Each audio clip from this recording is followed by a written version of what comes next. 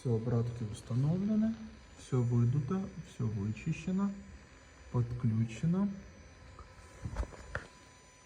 Все расъемы где-то. Ну и первый запуск. Это нормально.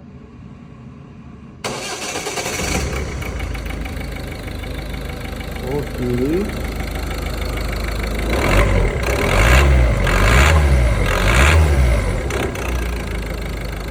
Окей. Хорошо. Это первый запуск. Еще до адаптации, до коррекции форсунок. Хорошо. Мотор дергается. Вибрация по кузову идет.